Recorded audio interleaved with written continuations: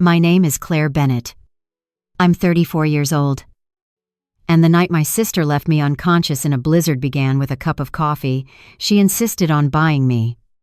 We had just left a tense meeting about our late father's company, and the envelope on my passenger seat contained documents that could remove her from management. 10 minutes into the drive, my hands went numb. My tongue felt heavy. The highway tilted and the taillights ahead became red sparks floating in darkness. I tried to brake, but my foot barely responded.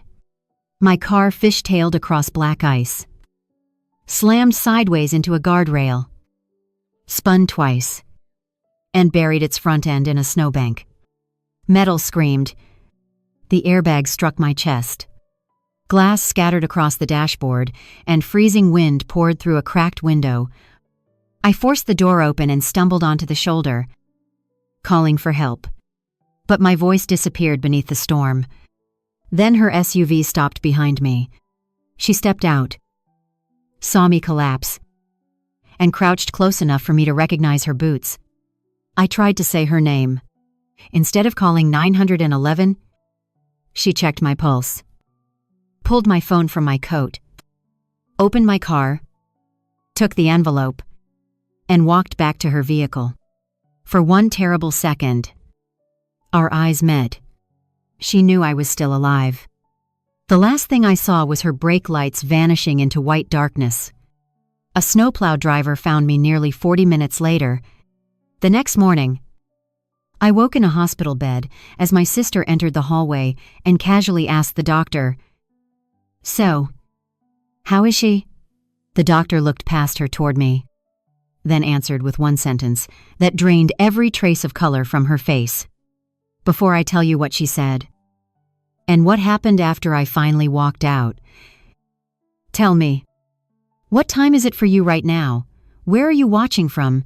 And what's the weather like where you are? I'm curious to see how far this story will travel.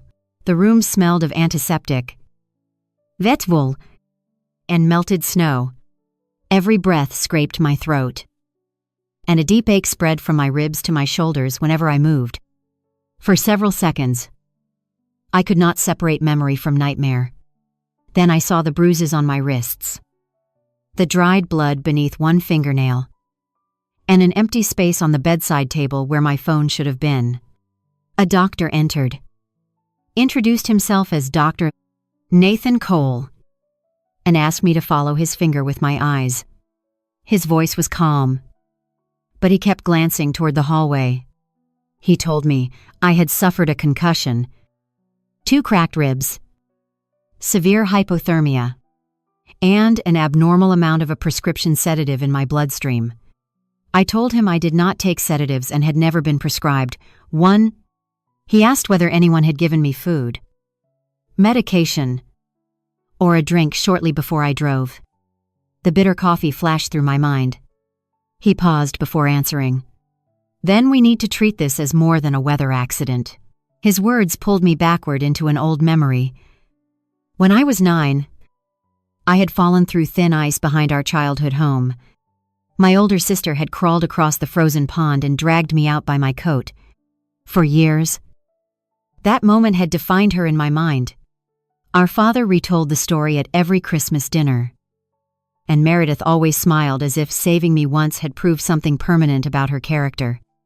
She was the person who came back for me. Lying in that hospital bed, I wondered whether I had spent 25 years loving a version of her that no longer existed, or perhaps never had. Dr. Cole explained that the snowplow driver who found me had a dashboard camera.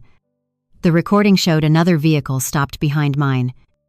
It showed a woman walking toward me, bending down, entering my car, and leaving without calling emergency services. The license plate was visible. The driver had already given the footage to the police. Dr.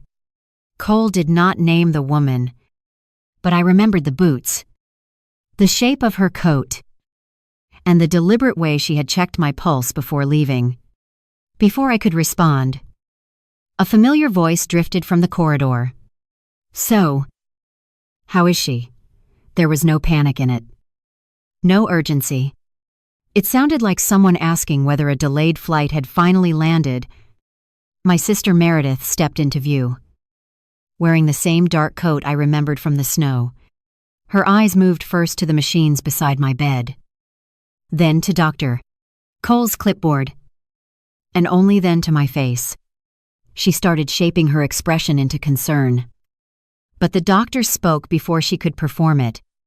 She didn't faint because of the blizzard. "Doctor," Cole said, "she was drugged. And the woman who abandoned her was recorded taking the evidence." Meredith froze. Her mouth opened, but nothing came out. The skin around her lips turned gray. "Wait. What, doctor?" Cole did not repeat himself. He simply stepped aside, revealing 2 police officers at the end of the hallway. Meredith looked at me, and the fear in her face changed into calculation. "Claire, this is a misunderstanding. You're confused. You hit your head." I said nothing. I watched her search for the correct lie. One officer asked her to come into a nearby consultation room.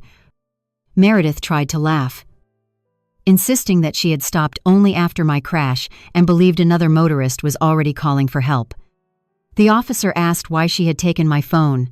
Meredith claimed she had picked it up for safekeeping. Then the officer asked about the missing envelope from my car.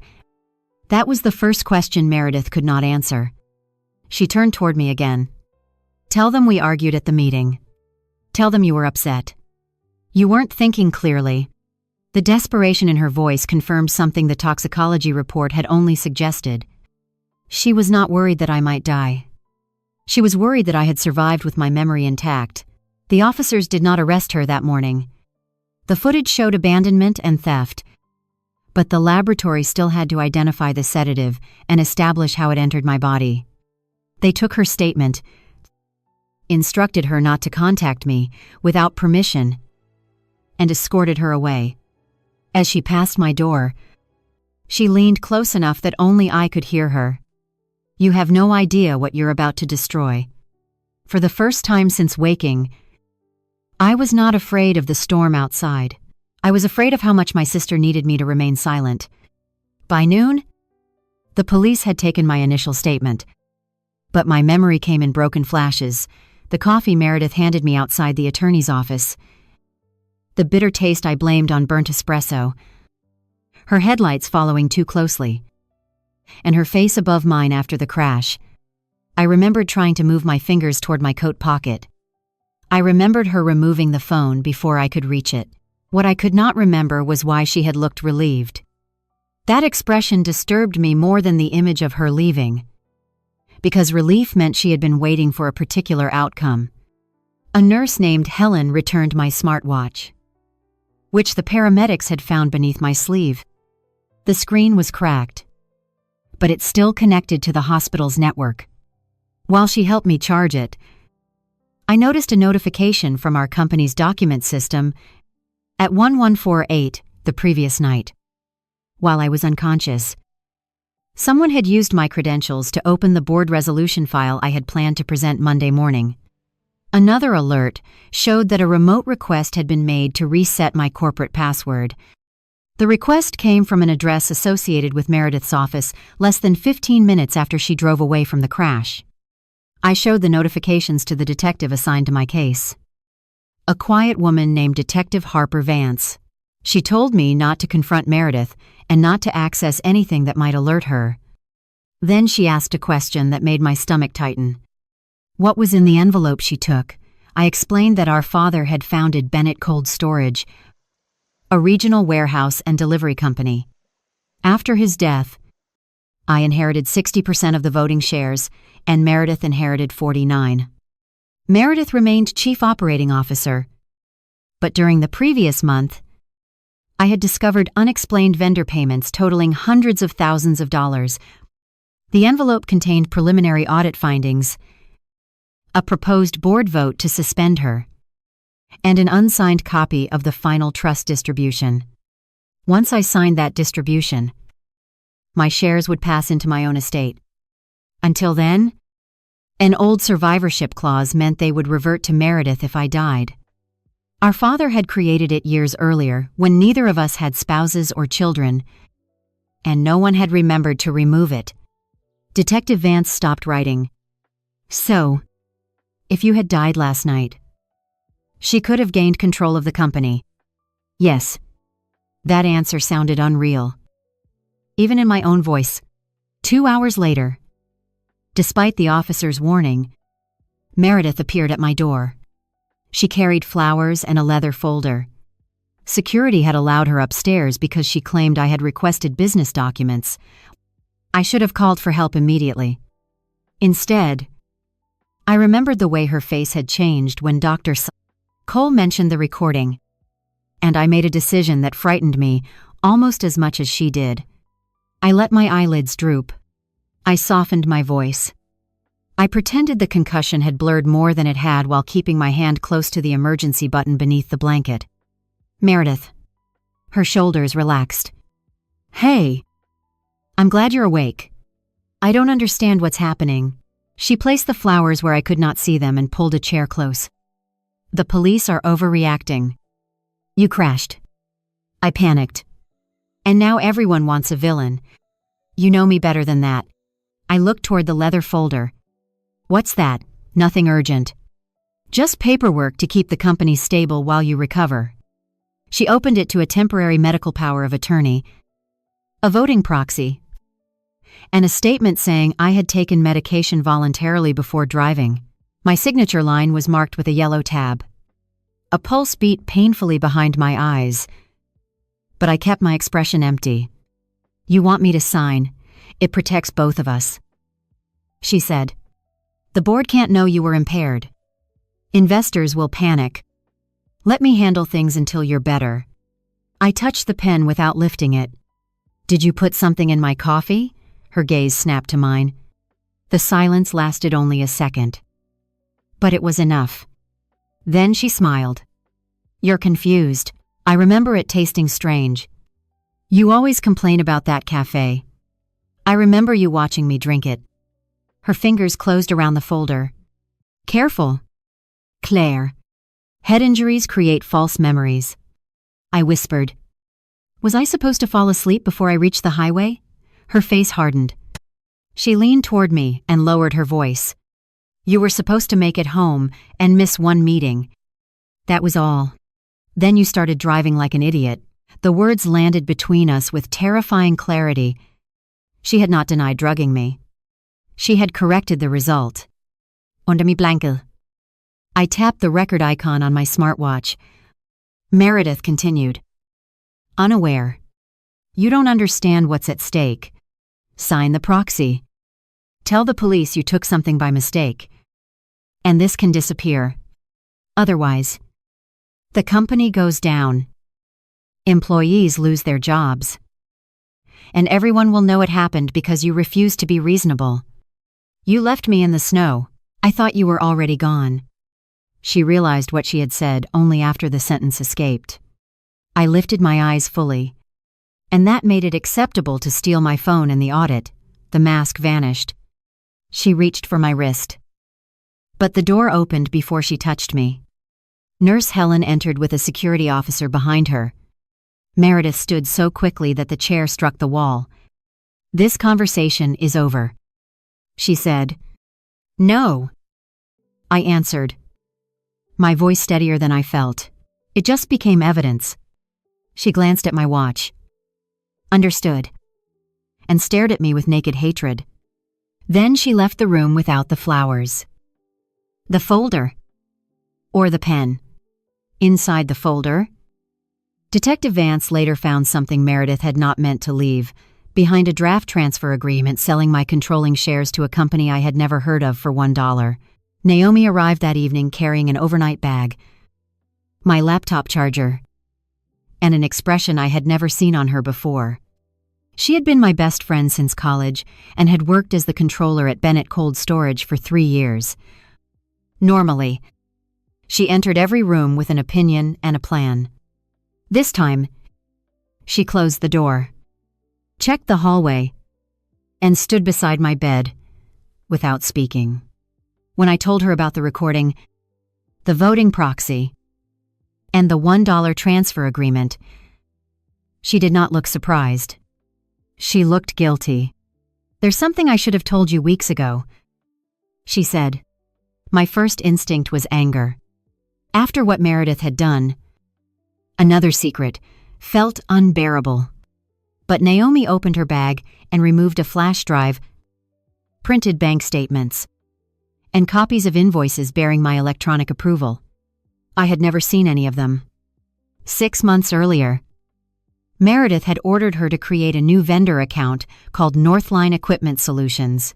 The company billed us for refrigeration repairs at facilities we did not own. When Naomi questioned the invoices, Meredith told her the payments were connected to a confidential expansion and warned that discussing them with me would violate a non-disclosure agreement. She obeyed at first. Then the amounts grew $48. Ling ling ling. 72美元. Ling ling ling. 95美元. Ling ling ling. By the time Naomi began making copies, Northline had received $684. Ling ling ling. "Who owns it?" I asked. "That's what scared me," she replied. "On paper, it belongs to a holding company. But the mailing address leads to a private mailbox Meredith rented. Naomi had confronted her 2 days before the blizzard. Meredith told her I had approved everything. When she said she would ask me directly, Meredith became calm in a way that frightened her. She asked whether the final trust distribution had been signed and whether my personal estate plan still named her as beneficiary. Then she said, "After Friday, Claire won't be blocking anything." Friday was the night I crashed.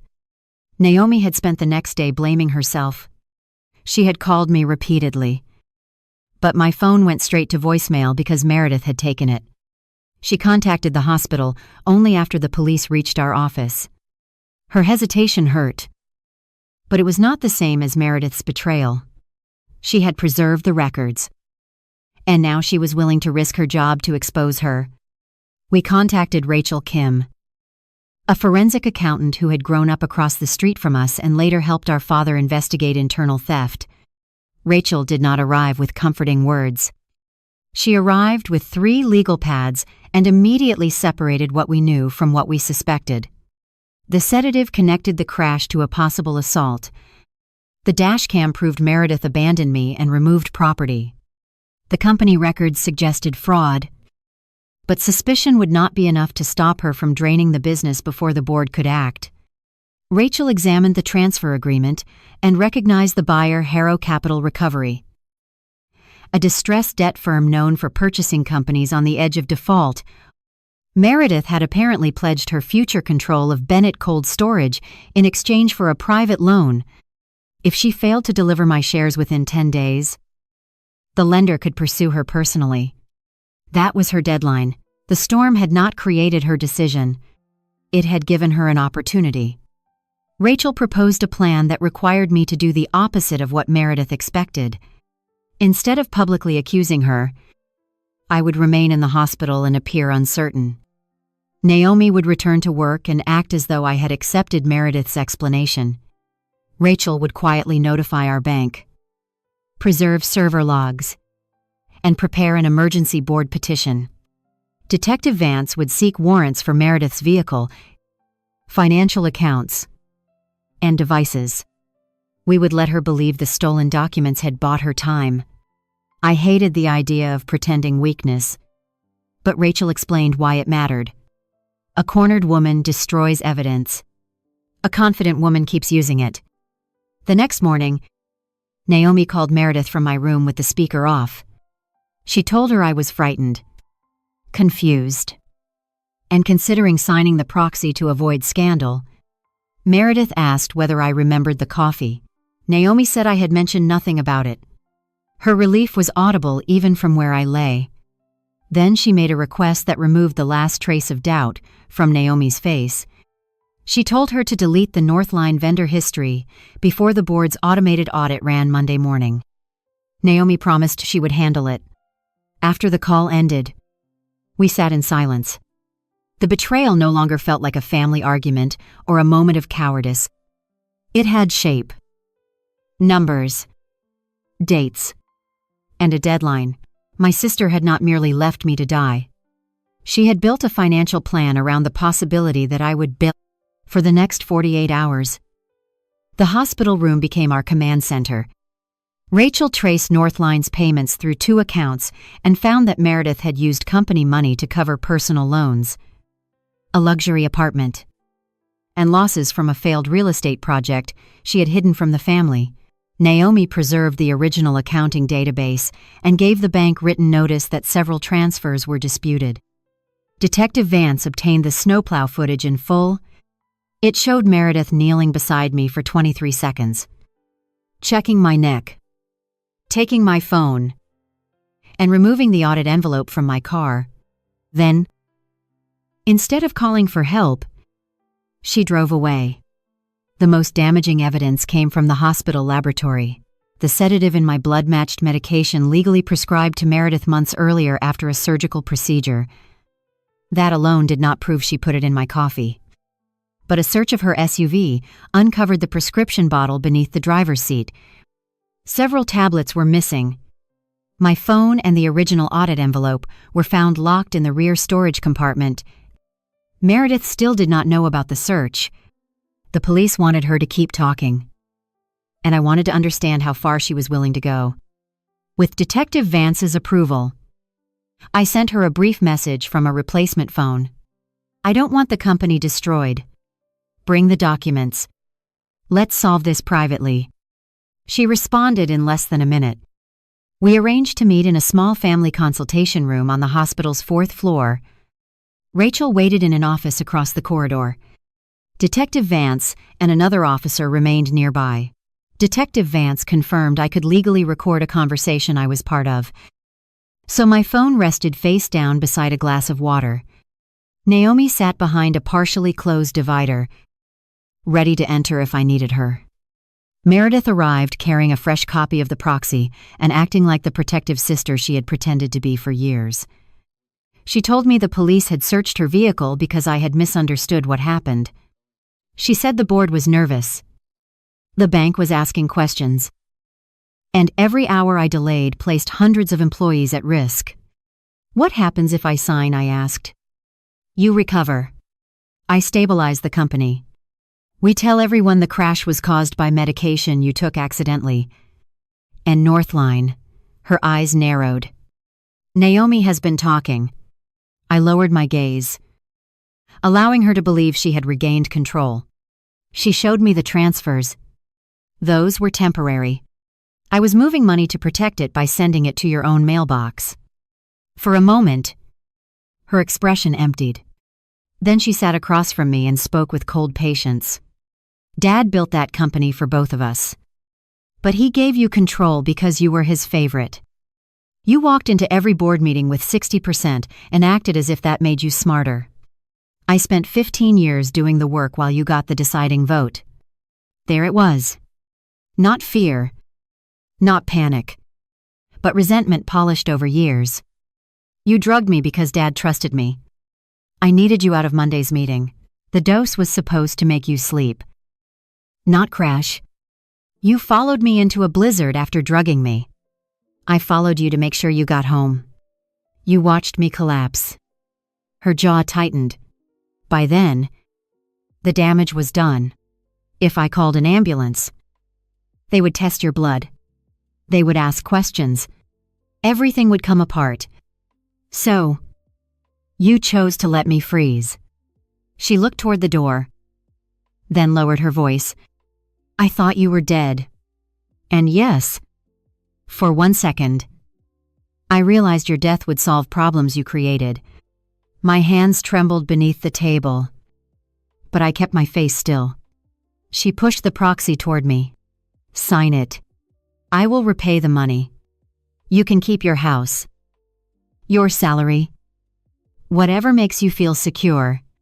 But if you refuse, I'll tell the board you abused pills, drove impaired, and invented this accusation after a concussion.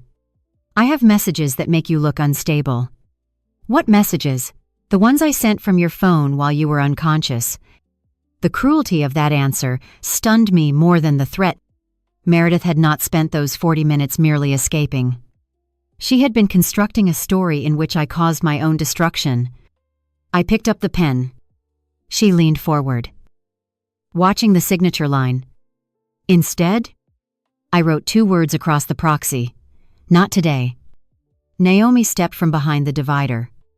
Rachel opened the door, followed by Detective Vance. Meredith's face changed as she noticed the recording phone. You set me up, she whispered. No, I said. I gave you one last chance to tell the truth. You set yourself up? Detective Vance informed her that she was being arrested on charges related to assault, reckless endangerment, and theft, evidence tampering, and financial fraud. As she placed her in handcuffs, Meredith twisted toward me and shouted that the company would collapse without her. Rachel held up the emergency bank order, freezing Northline's accounts. Naomi placed the preserved ledger on the table, and I slid the unsigned trust distribution into my lap. For the first time in my life, Meredith had no document left to steal, no story left to control, and no sister willing to save her from the consequences of her own choices. Meredith's arrest did not end the crisis. It exposed it. Within hours, rumors reached our employees, lenders, and customers. Meredith's attorney released a statement claiming she had been pressured into making emotionally charged comments while trying to protect a confused Canadian. Medicated sister. 2 board members called me in the hospital and suggested I temporarily surrender voting authority to avoid public embarrassment. My mother left 3 messages asking me not to ruin the family over one terrible mistake. That phrase nearly broke something in me. One terrible mistake did not require sedatives, forged messages, shell companies, stolen evidence, and a prepared transfer agreement. It required only an apology.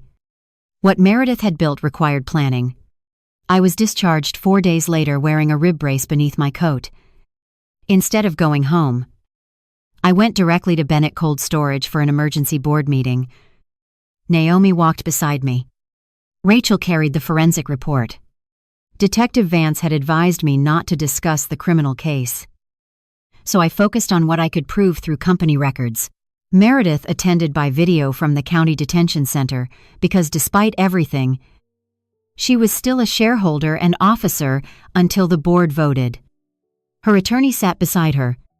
When my image appeared on the conference room screen, Meredith gave me the same look she had given me in the snow. Not remorse, but irritation that I was still alive and still in her way. The board chair opened the meeting. Meredith's lawyer immediately argued that I was medically unfit to participate. Dr. Cole had anticipated that attack. He provided a written evaluation confirming that I was mentally competent and had never been prescribed the sedative found in my blood.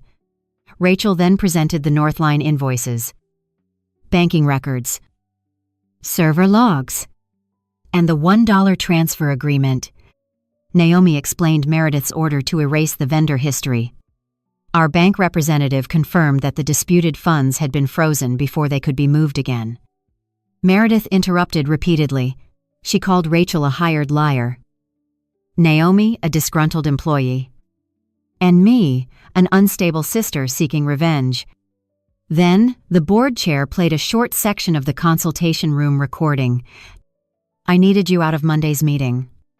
Meredith stopped speaking. The next vote was unanimous.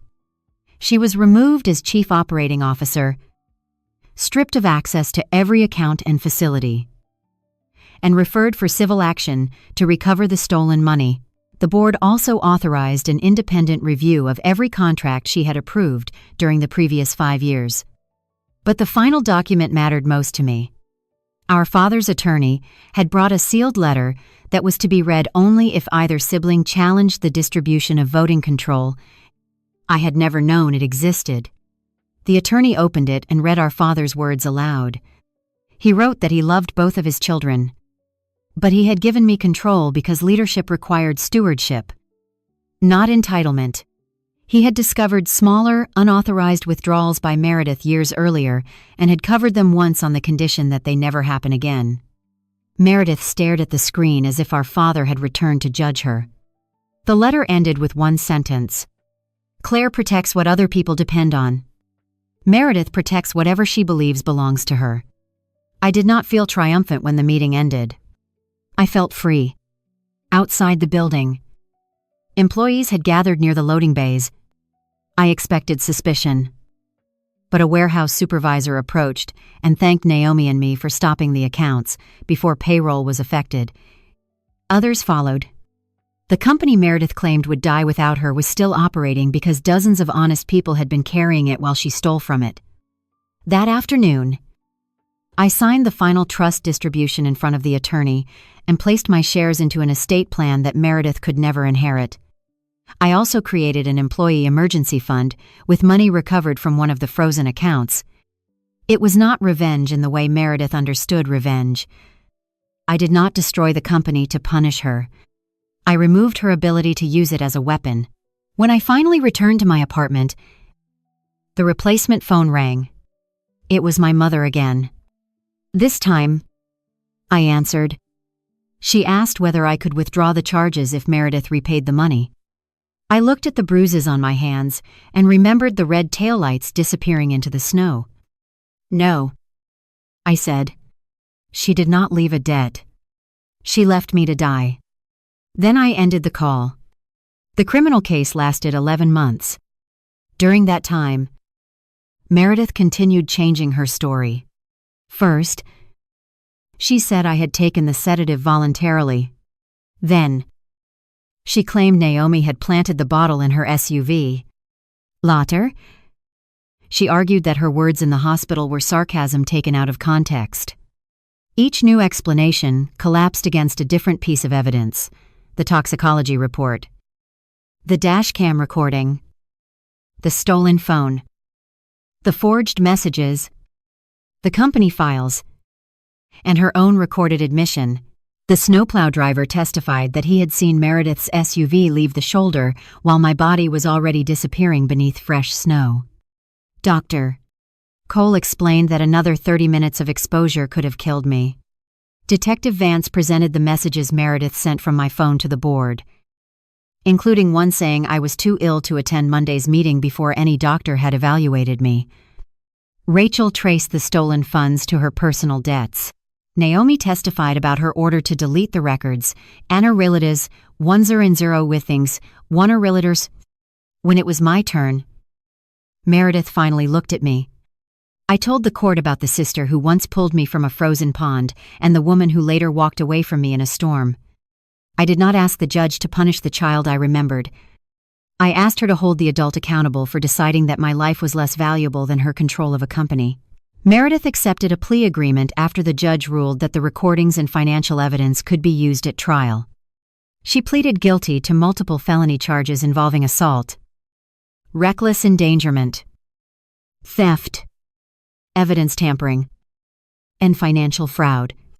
The court sentenced her to prison, ordered restitution, and prohibited her from serving as an officer or fiduciary of a business after her release. In the civil case, her remaining shares were placed under court supervision, and a substantial portion of their value was applied to the money she had taken and the damage she caused. Before imposing the sentence, the judge addressed her directly. "The blizzard did not make you abandon your sister," she said. "It only gave you the cover you believed you needed." That was the second sentence that left Meredith speechless. My mother cried in the courtroom. For months, she had called her actions a mistake because accepting the truth meant admitting how often the family had excused her. After sentencing, she approached me and said she was sorry. I told her forgiveness could not be demanded on the courthouse steps.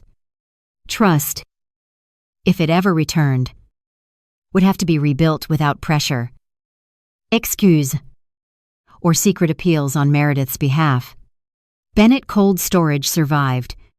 Under independent oversight, we recovered most of the stolen funds, retained every full-time employee, and promoted Naomi to Chief Financial Officer. Rachel joined our audit committee. I sold the luxury apartment Meredith had purchased through Northline and used part of the recovered money to establish a winter emergency program for drivers stranded during severe weather. The first vehicle we funded was a rescue truck equipped to reach rural routes during snowstorms. A year after the crash, I visited the section of highway where my car had struck the guardrail. The metal had been replaced, and the snowbank was gone. I stood there with Dr. I. Cole, Naomi, Rachel, Detective Vance, and the snowplow driver whose decision to stop had saved my life. I gave the driver a company award. But he shook his head and said stopping was what anyone should have done. He was wrong. Not everyone had stopped. That was precisely why his choice mattered. For a long time, I believed revenge meant making Meredith feel the terror and helplessness she had caused me. But the deepest consequence was simpler, Olive and Arcanavi. She lost access to the sister who had defended her, the company she believed she deserved, the money she stole, and the story she tried to manufacture. I did not have to become cruel to defeat her. I only had to survive, preserve the truth, and stop protecting her from it. Sometimes family betrayal hurts more than any stranger's attack because it weaponizes memories that once made us feel safe, but shared blood does not erase accountability. And love does not require silence. The night Meredith left me in the snow, she expected the storm to bury the evidence. Instead, it uncovered everything she had hidden.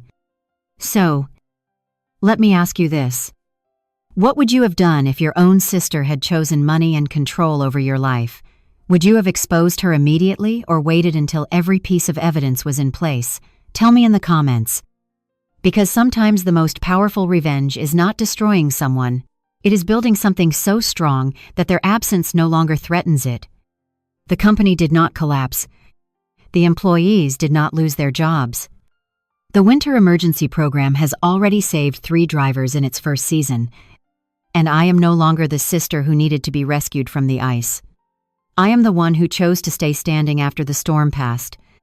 I still think about the 9-year-old girl who fell through the frozen pond and the sister who pulled her out. That memory used to be the foundation of my trust. Now I understand that people can change in ways that make past kindness feel like a different life. Meredith is not the person who saved me anymore. She became the person who saw my survival as an obstacle.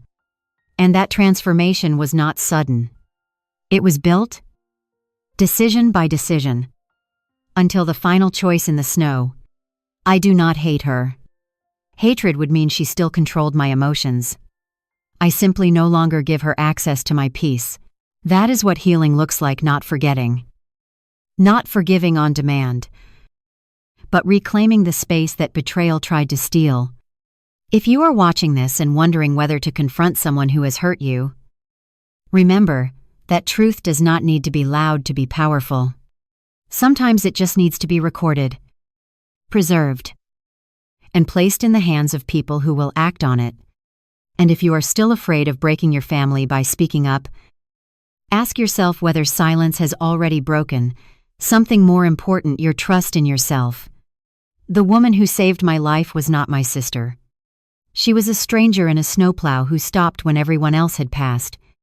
That is the person I choose to remember now. Not the one who walked away, but the one who stayed. Cold storage teaches you that preservation is not passive. A warehouse stays safe because someone checks the temperature, seals the doors, inspects the alarms, and responds before a small failure becomes a total loss. I had once believed family worked differently, that love alone would keep everything from spoiling. But Meredith showed me that trust without oversight can become the perfect hiding place for rot. The lesson was not that I should become suspicious of everyone. The lesson was that anything valuable, whether a company, a child's future, or your own life, deserves protection before it reaches the point of emergency. That is why the winter program mattered to me more than any headline about Meredith's sentence. A rescue truck on a snowy road was not revenge. It was correction. It was proof that the night I was abandoned did not have to end only as evidence in a courtroom. It could become a system that helps someone else get found sooner, warmed faster, and carried home alive. Meredith chose to leave me in the cold. I chose to make sure fewer people would ever be left there alone. Scriptwriter, muy infantil.